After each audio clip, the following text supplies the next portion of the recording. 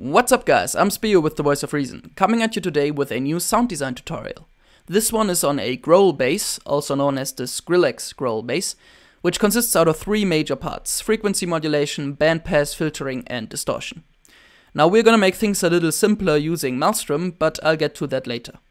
I originally created this patch for my track generator, so I'll give you a quick listen to this bass in action.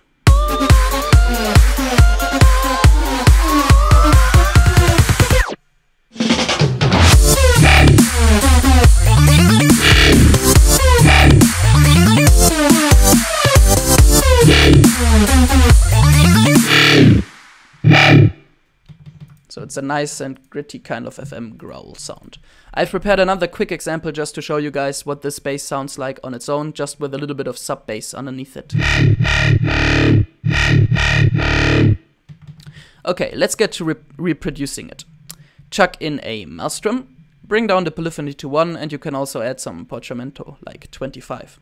Now for oscillator A, we want a FM bass wavetable. That's the third from the top, bass FM bass. And selecting this wavetable spares us the hassle of setting up a whole FM synth and everything. We can just bring down the motion to -64, bring up the index to about 10, and we already have this nice FM sound going without having to like deal with different sine waves and tuning and stuff.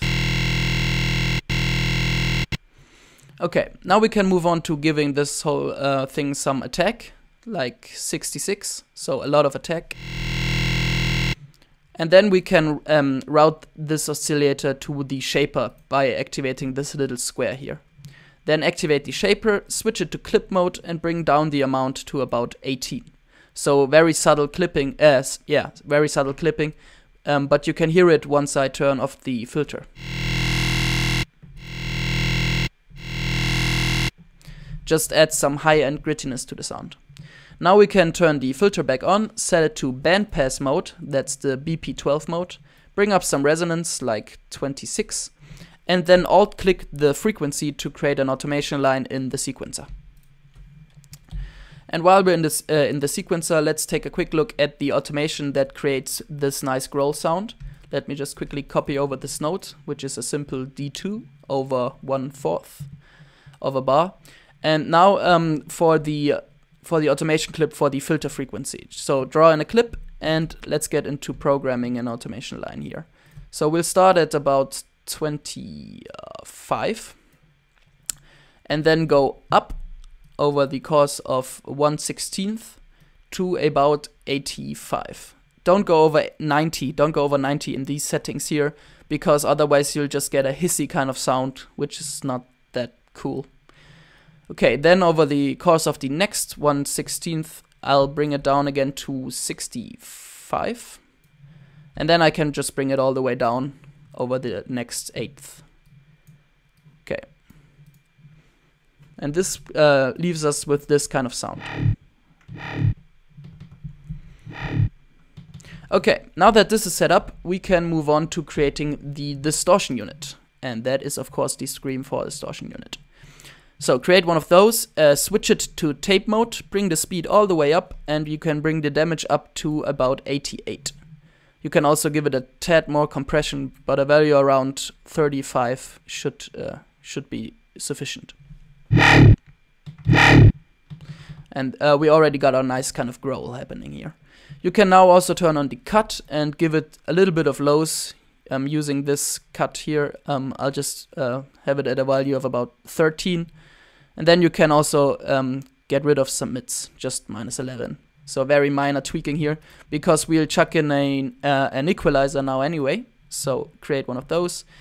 And then use the first parameter at 39 Hz, so all the way down, to scoop out some very low lows, which we will later replace with a sub bass, as usual. So frequency all the way down, gain all the way down. And then we can also bring the Q down to about 3.3. So really major getting rid here of the lows. Then we can activate the second parameter, set it to 804 Hz. So at 804 Hz, bring the gain down to -10.9 dB. And then we can bring the Q down to about 3.5. Just to get rid of some mids here.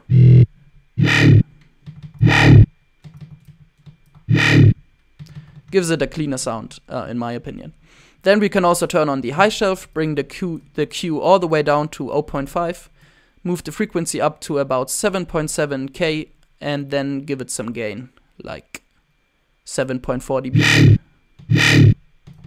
Or make that 6.3. That just gives it some more highs. Okay, now that this is all taken care of, we can move on to doing the basic steps of, well, making the sound a little more natural. So I'll just create a unison unit, bring the detune all the way down and the dry wet to about 15. So all this does is spreading the sound across the stereo field, just a little bit. And then I can move on to creating a reverb, also as usual. And now you have two choices, or well, at least I chose between those two. You can either have a plate algorithm, which will leave you with a little more metallic kind of sound, bring up the damp a bit, bring down the decay to about 15 or 17, also bring down the dry wet to about 20. So as I said, the plate algorithm is kind of more metallic, but if we switch it to room, yeah, well, it's a very subtle change, but because we have so less reverb going on, but it makes the sound more natural, and I quite like that. Okay. Also, I am getting quite hissing going in my DT 770 Pros. Those are great by Biodynamic. Those are great headphones, but they really push the highs a lot. So what I'll just do is I'll create an equalizer. Use the second parameter at 20 kHz, so all the way up. Bring the gain all the way down to minus 18.3 dB and set the Q at about 8.0, just to get rid of some of the very highest hissing that's going on here. And that just makes the sound more bearable for me. You will probably not be able to tell the difference if I turn this on and off if you have like standard kind of headphones, but the Biodynamic DT 770 Pros, they really push the highs. Okay, so now that this is all set up, we can have a closer look at the automation parameters. So next up, I'll recommend automating the index slider. So alt-click that one.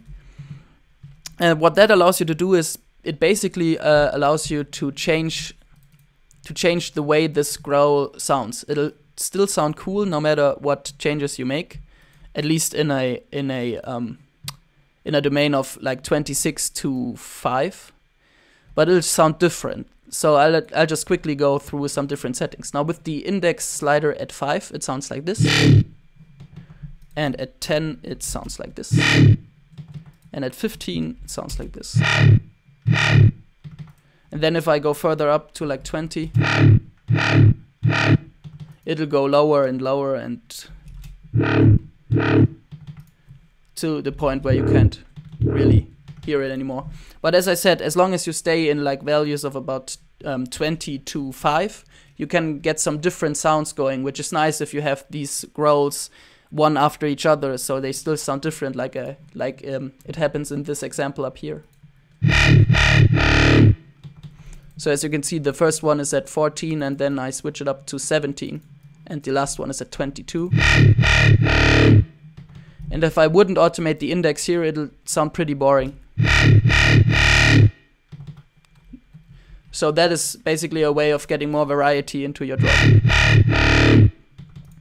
You can of course also play around with pitch bend, and the shift is always great on the Malström to get some crazy effects, like if I just pitch like a slope down at the end of the phrase here, or at the end of the note.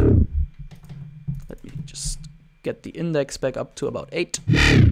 You get this nice kind of downward effect, and also the shift is of course always a go-to knob for some crazy stuff. This is totally cool.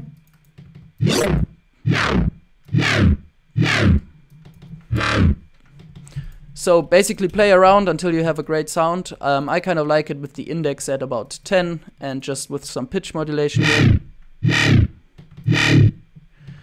But you can really get creative here. with the index settings and everything. Okay, I hope this tutorial on this Skrillex Growl bass was useful. If it was, drop a like, that would be much appreciated. And also, if you don't know it yet, I've got Twitter and Facebook, and you can follow me on those. Also, I'm on SoundCloud, of course. I'll just put a few links in the description in case anyone wants to check some stuff out. Okay, thanks for watching. I'll see you next time. Have a good one of whatever you're having. Nope.